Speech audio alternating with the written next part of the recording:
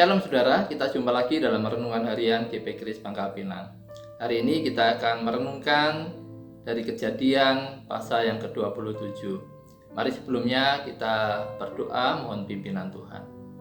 Bapa, kami bersyukur hari ini dan kami mohon pimpinan-Mu dan berkat-Mu atas kami ketika kami mau merenungkan firman-Mu. Berkati kami semua, demi nama Tuhan Yesus kami berdoa, amin. Mari kita dengarkan Kejadian pasal 27. Ketika Ishak sudah tua dan matanya telah kabur, sehingga ia tidak dapat melihat lagi, dipanggilnyalah Esau, anak sulungnya, serta berkata kepadanya, "Anakku." Sahut Esau, "Ya, Bapak."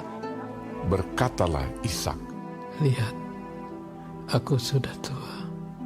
Aku tidak tahu bila hari kematianku. Maka sekarang, ambillah senjatamu, tabung panah dan busurmu. Pergilah ke padang dan burulah bagiku seekor binatang. Olahlah bagiku makanan yang enak seperti yang ku gemari. Sesudah itu bawalah kepadaku, supaya aku makan, agar aku memberkati engkau sebelum aku mati." tetapi Ribka mendengarkannya. Ketika Ishak berkata kepada Esau anaknya, setelah Esau pergi ke padang memburu seekor binatang untuk dibawanya kepada ayahnya, berkatalah Ribka kepada Yakub anaknya, "Telah kudengar ayahmu berkata kepada Esau kakakmu, bawalah bagiku seekor binatang buruan, dan olahlah bagiku makanan yang enak, supaya aku makan, dan supaya aku memberkati engkau di hadapan Tuhan sebelum aku mati. Maka sekarang anakku, dengarkanlah perkataanku seperti yang kuperintahkan kepadamu. Pergilah ke tempat kambing domba kita, ambillah dari sana 2 anak kambing yang baik. Maka aku akan mengolahnya menjadi makanan yang enak bagi ayahmu, seperti yang digemarinya. Bawalah itu kepada ayahmu, supaya dimakannya, agar dia memberkati engkau sebelum ia mati." Lalu kata Yakub kepada Ribka ibunya, "Tetapi Esau kakakku adalah seorang yang berbulu badannya, sedang aku ini kulit-kulicin. Mungkin ayahku akan meraba aku, maka nanti ia akan menyangka bahwa aku mau memperolok-olokkan dia. Dengan demikian, aku akan mendatangkan kutuk atas diriku dan bukan berkat." Tetapi ibunya berkata kepadanya, "Akulah yang akan menanggung kutuk itu, anakku. Dengarkan saja perkataanku. Pergilah, ambil kambing-kambing itu." Lalu ia pergi mengambil kambing-kambing itu dan membawanya kepada ibunya. Sesudah itu ibunya mengolah makanan yang enak seperti yang digemari ayahnya. Kemudian Ribka mengambil pakaian yang indah kepunyaan Esau, anak sulungnya, pakaian yang disimpannya di rumah, lalu disuruhnyalah dikenakan oleh Yakub, anak bungsunya. Dan kulit anak kambing itu dipalutkannya kepada kedua tangan Yakub dan pada lehernya yang licin itu. Lalu ia memberikan makanan yang enak dan roti yang telah diolahnya itu kepada Yakub anaknya. Demikianlah Yakub masuk ke tempat ayahnya serta berkata, "Bapa." Sahut ayahnya, "Ya, anakku, siapakah engkau?"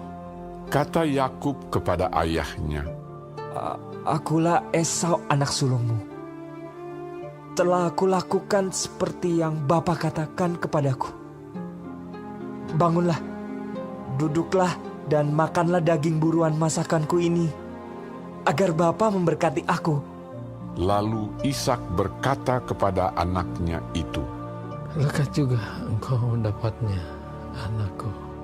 Jawabnya, Karena Tuhan, Allahmu, membuat aku mencapai tujuanku. lalu kata Ishak kepada Yakub, Datanglah mendekat, anakku, supaya aku meraba engkau. Apakah engkau ini anakku Esau atau bukan?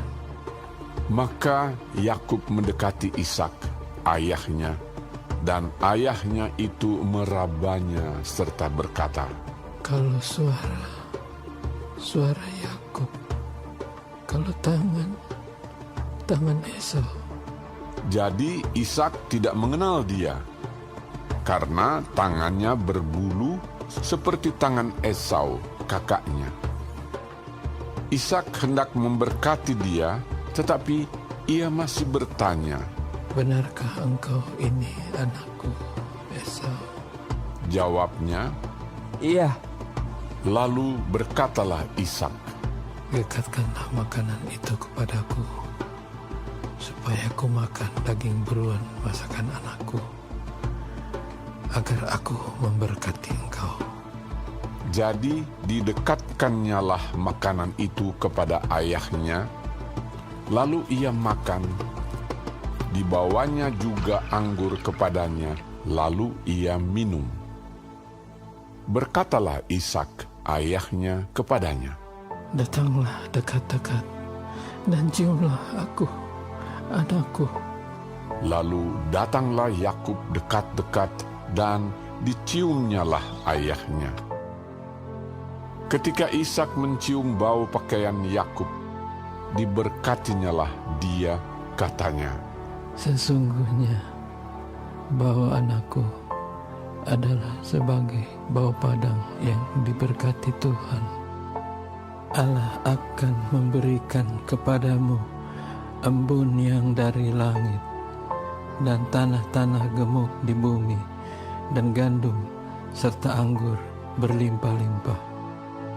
Bangsa-bangsa akan takluk kepadamu dan suku-suku bangsa akan sujud kepadamu. Jadilah tuan atas saudara-saudaramu, dan anak-anak ibumu akan sujud kepadamu. Siapa yang mengutuk engkau, terkutuklah ia, dan siapa yang memberkati engkau, diberkatilah ia. Setelah Ishak selesai memberkati Yakub, dan baru saja Yakub keluar meninggalkan Ishak ayahnya, pulanglah Esau kakaknya dari berburu. Ia juga menyediakan makanan yang enak, lalu membawanya kepada ayahnya. Katanya kepada ayahnya, Bapa, bangunlah dan makan daging buruan masakan anakmu, agar engkau memberkati aku. tetapi kata Ishak ayahnya kepadanya, Siapakah engkau ini? sahutnya, Akulah anakmu, anak sulungmu, Esau. lalu terkejutlah Ishak dengan sangat serta berkata, Siapakah gerangan dia yang memburu binatang itu dan yang telah membawanya kepadaku? Aku telah memakan semuanya sebelum engkau datang dan telah memberkati dia, dan dia akan tetap orang yang diberkati. Sesudah Esau mendengar perkataan ayahnya itu, meraung-raunglah ia dengan sangat keras dalam kepedihan hatinya, serta berkata kepada ayahnya, Berkatilah aku ini juga, ya Bapa.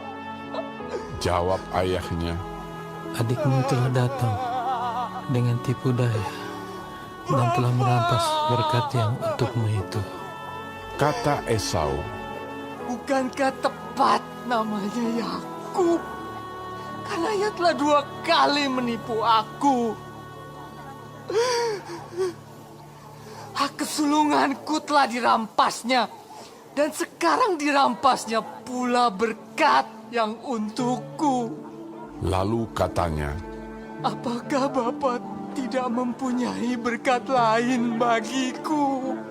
lalu Ishak menjawab Esau, katanya, Sesungguhnya telah kuangkat dia menjadi tuan atas engkau, dan segala saudaranya telah kuberikan kepadanya menjadi hambanya, dan telah kubekali dia dengan gandum dan anggur.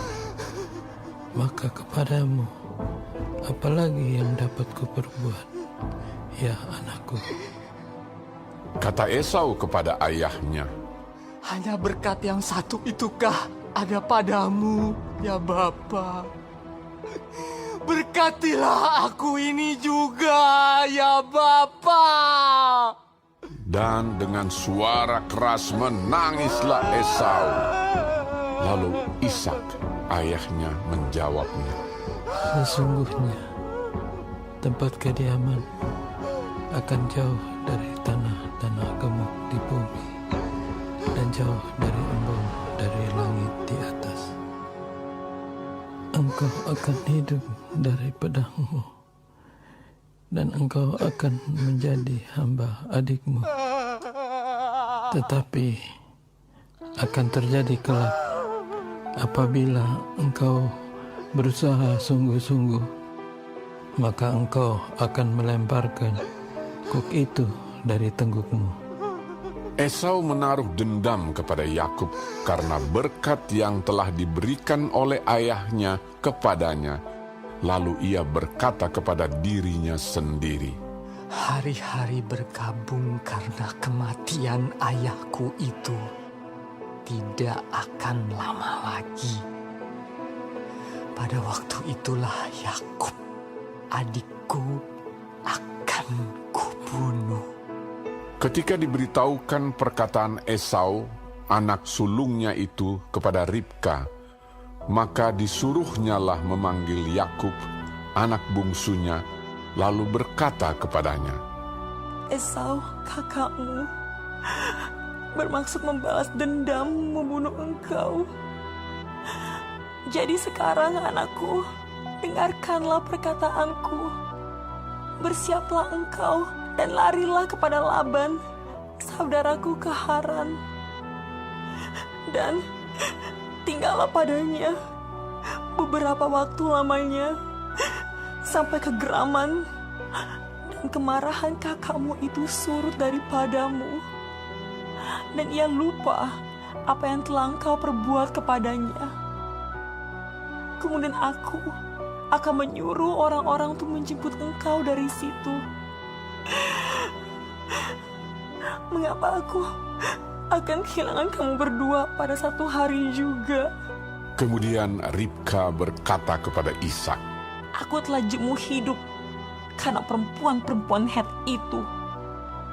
Jikalau Yakub juga mengambil seorang istri dari antara perempuan negeri ini, semacam perempuan Het itu, apa gunanya aku hidup lagi? Saudara, sejak kehadiran dua anak kembarnya, rumah tangga Ishak menjadi terpecah.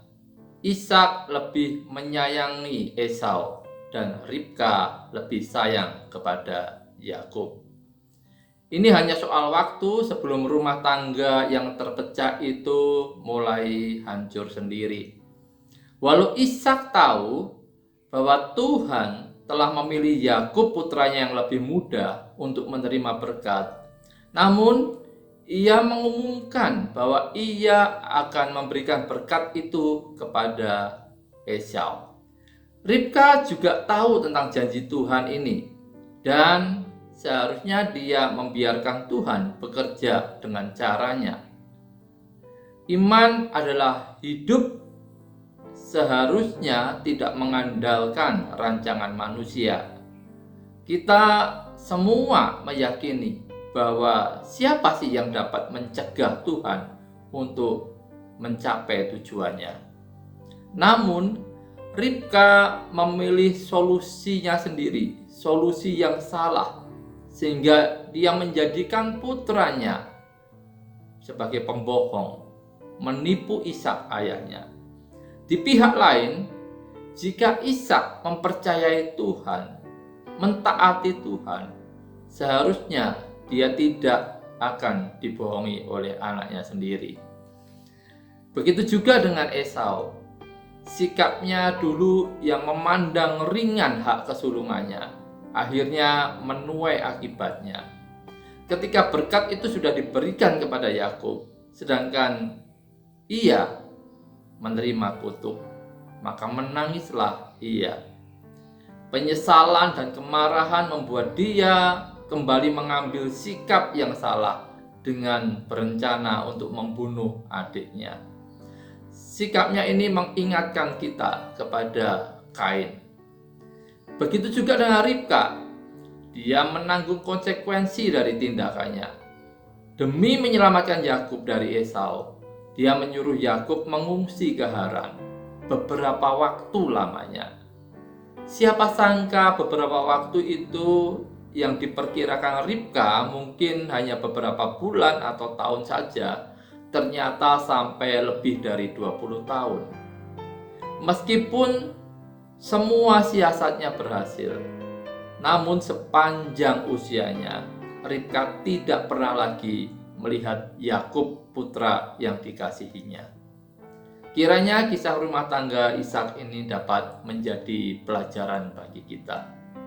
Keputusan yang salah, solusi yang salah, dan sikap yang salah sebagai orang beriman kepada Tuhan tidak akan berbuahkan damai sejahtera. Amin. Tuhan memberkati.